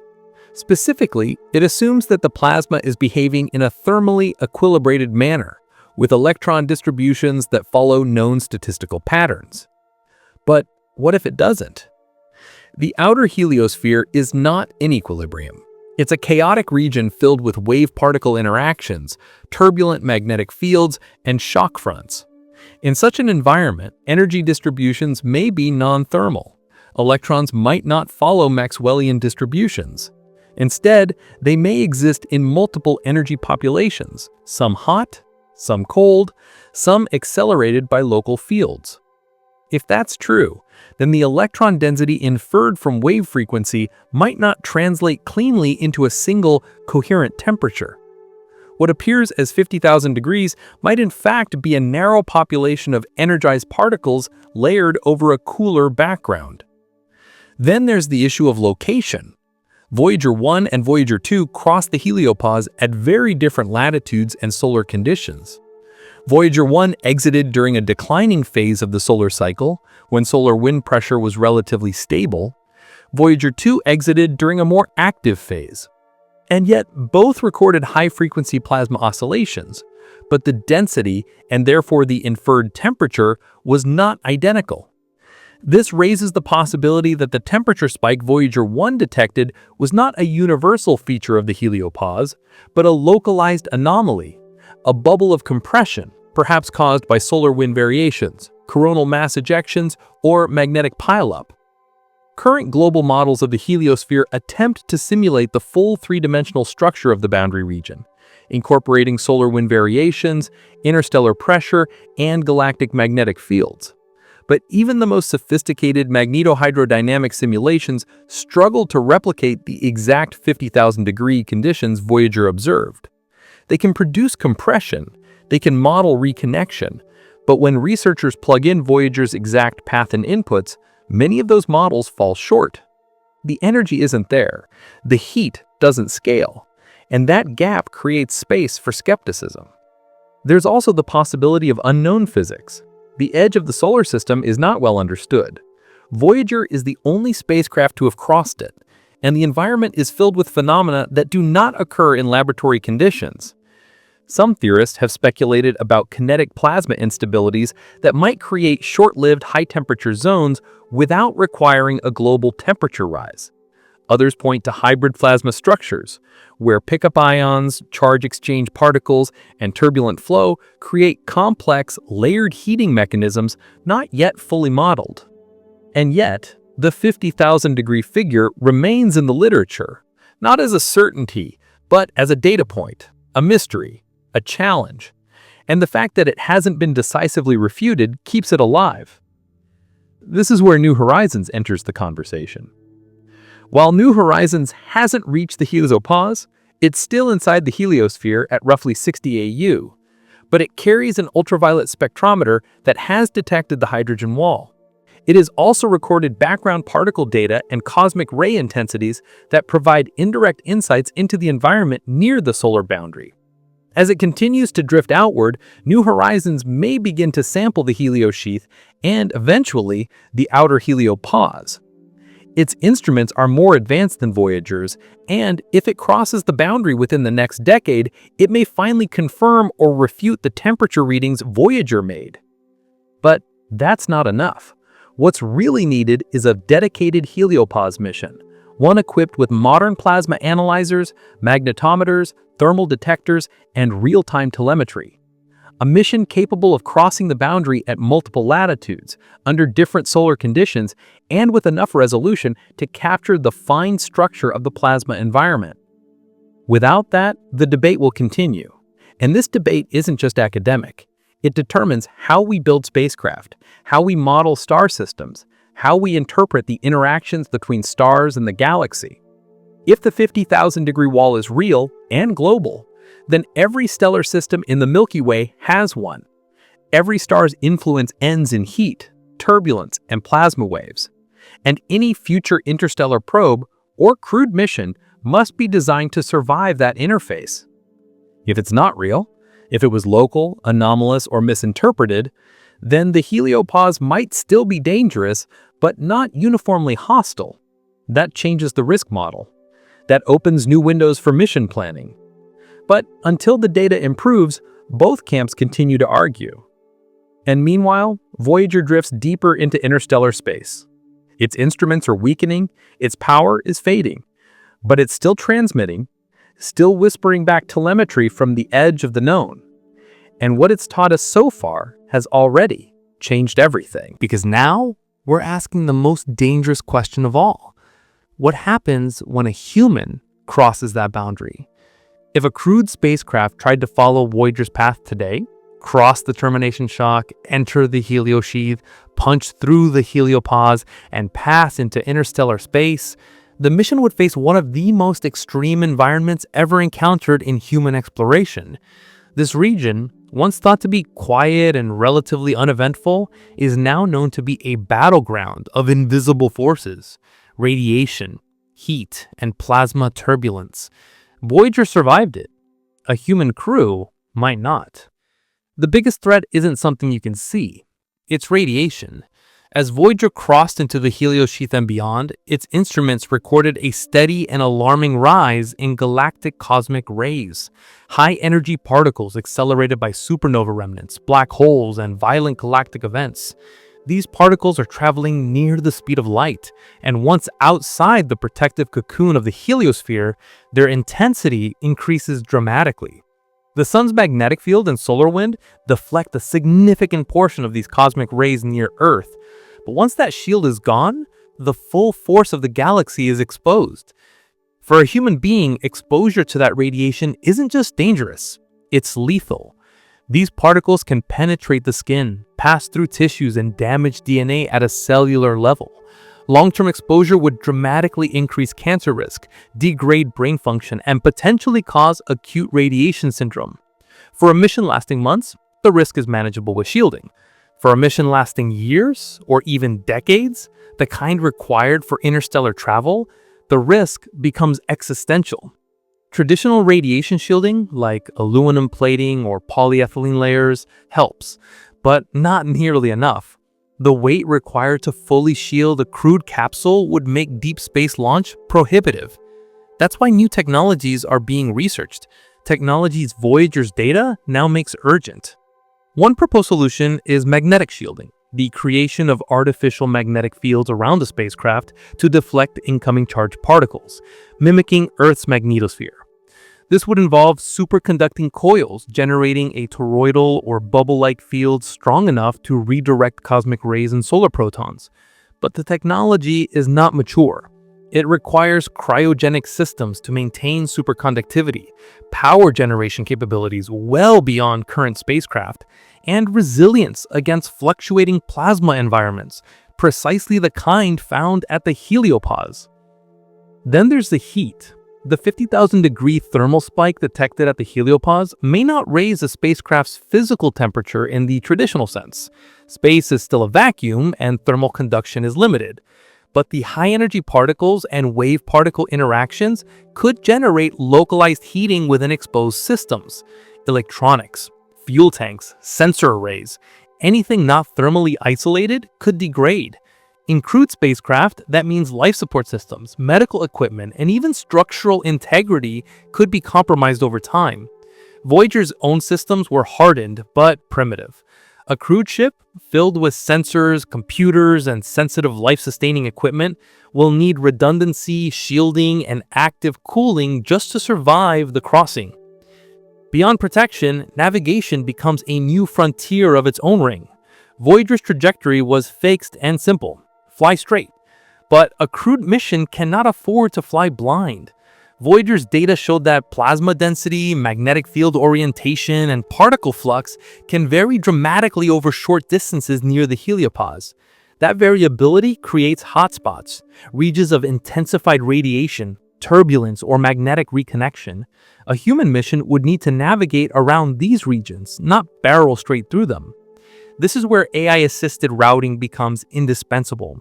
A spacecraft would require real-time environmental sensing and autonomous navigation systems capable of identifying dangerous regions and rerouting the vessel accordingly.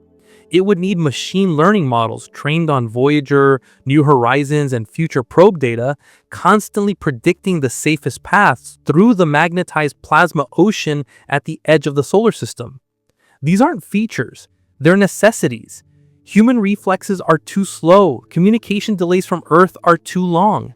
Survival depends on autonomous systems capable of reading a constantly shifting interstellar landscape and making course corrections in real time. There will be blackouts. The ship must survive them without external input. And all of it, comes back to what Voyager revealed. Before Voyager, we didn't know this danger existed. The outer solar system was assumed to be cold, quiet, and mostly empty. Now, it is known as one of the most hazardous regions a spacecraft will ever encounter. Not because of asteroids or collisions, but because of energy. Invisible, intangible, but lethal. The edge of the heliosphere is not a frontier, it's a gauntlet. And if humans are ever going to cross it, we must engineer with that truth in mind. Redundancy, shielding, autonomy, and adaptability, none of these are optional anymore. They are the cost of entry. And Voyager, a spacecraft built with 1970s technology powered by fading plutonium, is the reason we know this. Every data packet it sends helps design the future. Every field measurement shapes new mission profiles. Every plasma wave detection feeds into next-generation models. Without it, we would still be building spacecraft for a boundary that doesn't exist. But that's the irony. Voyager went farther than anyone expected, but it didn't tell us the full story immediately. It took decades to interpret the data, decades to realize what we were looking at. And it's only now, years later, that we understand just how hostile the edge really is. The 50,000-degree wall wasn't discovered in a single moment. No instrument on Voyager 1 ever flashed a red light or transmitted a message saying, "We found something strange." There was no dramatic spike on a screen, no audible alarm, just data, streams of raw telemetry slowly trickling back to Earth, one bit at a time across billions of kilometers. The truth at the edge of our solar system is not cold and quiet, but hot and violent was hidden in that data, and it took decades to find it. Not because anyone was hiding it, not because it was ignored, but because it was unexpected, and because the spacecraft that found it was never meant to go that far. Voyager 1 launched in 1977. Its original mission was planetary, Jupiter and Saturn. It completed that mission within 4 years, but the probe was still alive, still healthy, still transmitting. And as it sailed past the gas giants and into the outer solar system, NASA extended the mission. The goal changed to follow the solar wind to the very edge of the sun's influence, wherever that might be. For the next 2 decades, Voyager coasted outward, quietly, slowly. It passed Uranus, then Neptune, then plunged into the darkness beyond the known planets. By the early 2000s, Voyager 1 was approaching 90 astronomical units from the Sun, about 8 billion miles. At that point, models predicted it was nearing the termination shock, the place where the solar wind would slow from supersonic to subsonic. Scientists knew they were entering uncharted territory. In December 2004, something changed. Voyager's particle detectors and magnetometer began reporting odd fluctuations. The spacecraft had crossed the termination shock. It didn't look like much at first, just subtle shifts in the velocity and density of particles. But to scientists watching the data, it marked the beginning of a new phase. Voyager had entered the heliosheath, the turbulent zone between the termination shock and the heliopause. They expected it to be dynamic, but not violent. Then came 2012. That year, Voyager 1 sent back a new set of measurements. Cosmic ray intensity spiked, the solar wind flow dropped to nearly zero, and, most crucially, the direction of the magnetic field suddenly shifted. The field that had been aligned with the sun's rotation snapped into a new orientation. At first, no one was sure what this meant. Some argued Voyager had crossed into interstellar space.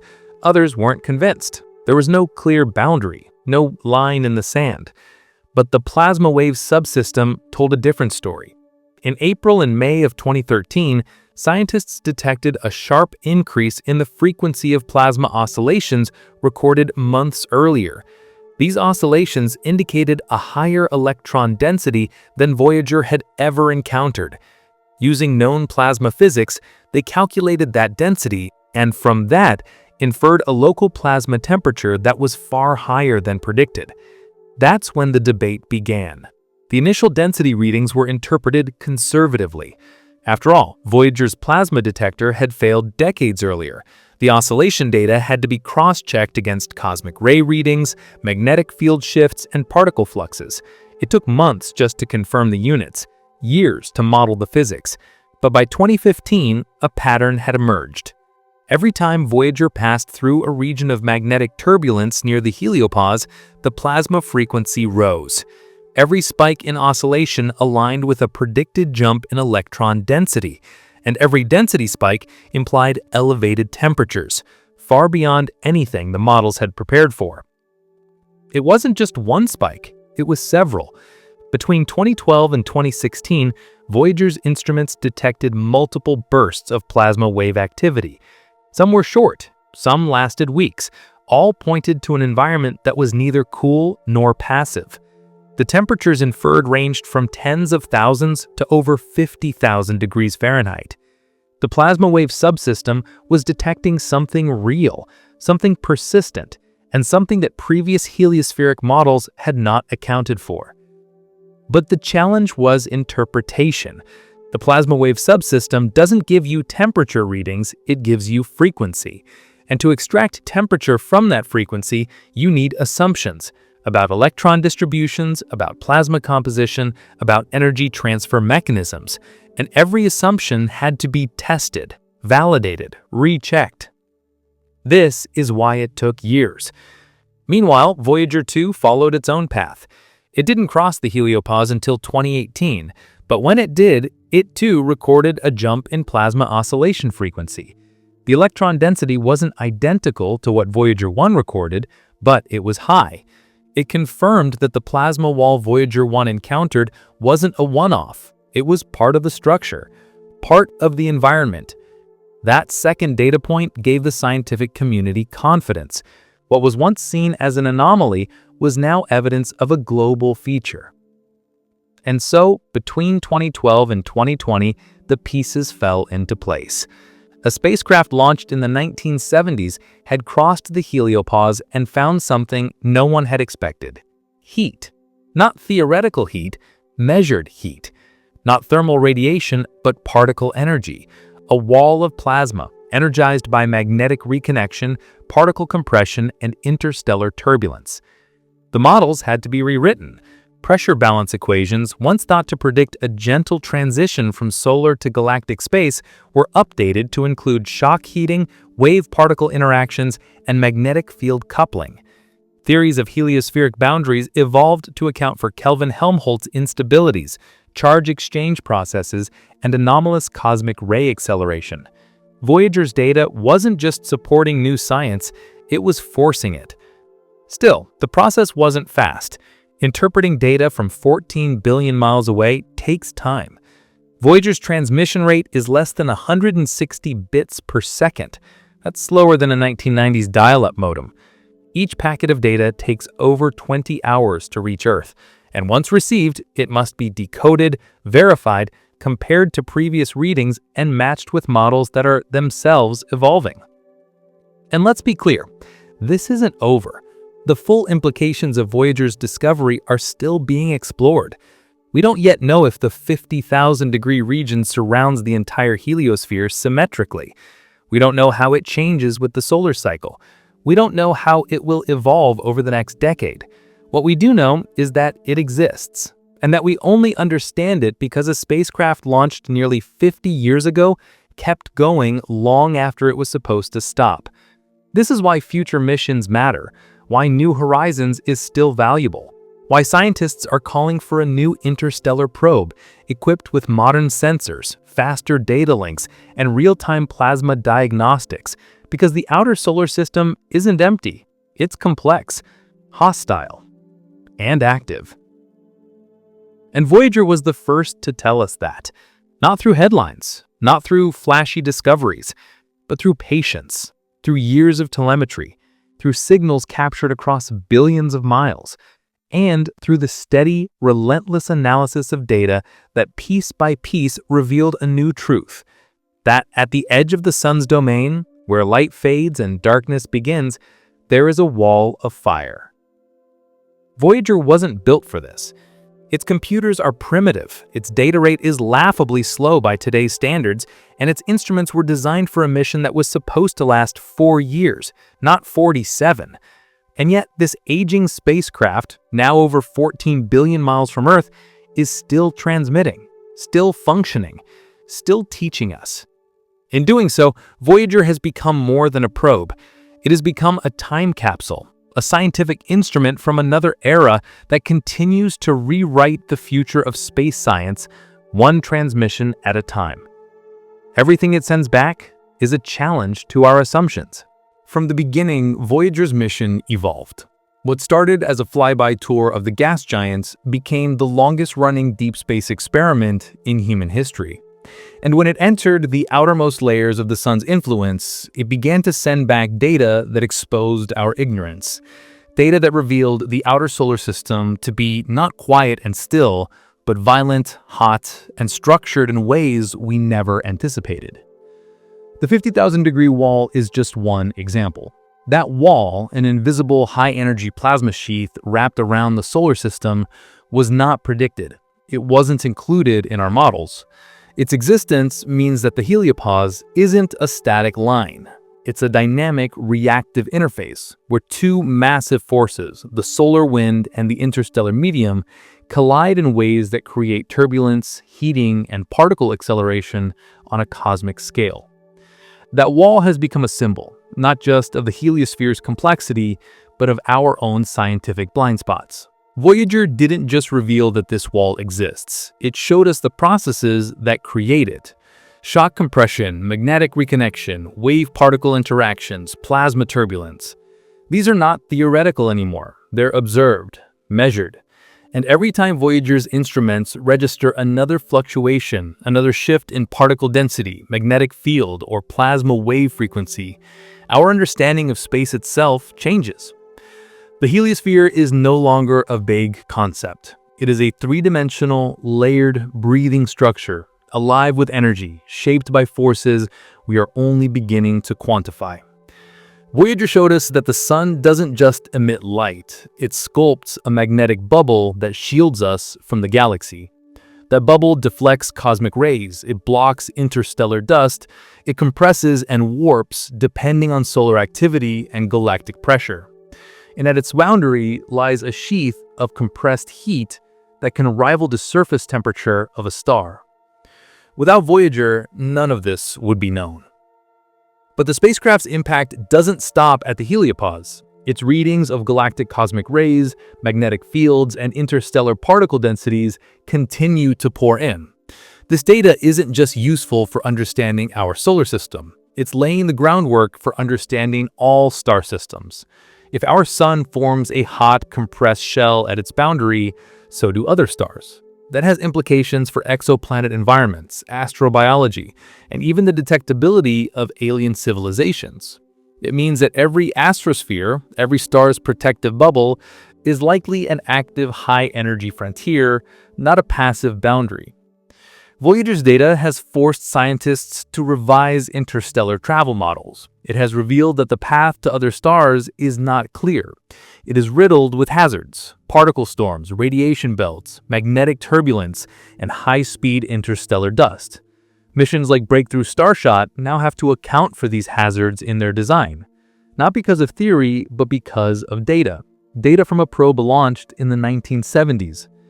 Even now, in its twilight years, Voyager is helping us test theories about particle diffusion, magnetosonic wave propagation, and charge exchange in mixed plasma environments. It's helping us understand how the sun's 11-year cycle affects the entire heliosphere. It's informing how cosmic rays modulate based on solar pressure. It's providing real-time feedback on how interstellar space itself responds to the sun's fading touch. And every piece of that insight began with one decision: to keep listening. Voyager's power is fading. Systems are being shut down to conserve what little energy remains. But its mission is far from over.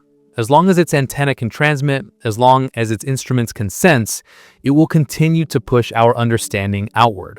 It will continue to record the unknown.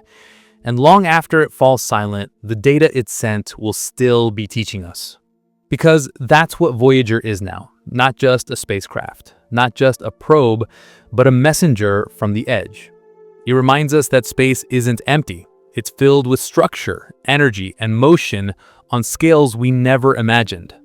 It reminds us that the sun's influence doesn't just end, it collides. And it reminds us that the frontier of space is not a horizon to be crossed once, but a boundary that constantly evolves as we learn more. We thought the edge of the solar system would be the end of the story. Voyager revealed it was only the beginning.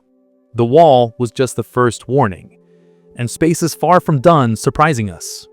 This video is for educational or entertainment purposes only, and information provided in the video may be incorrect.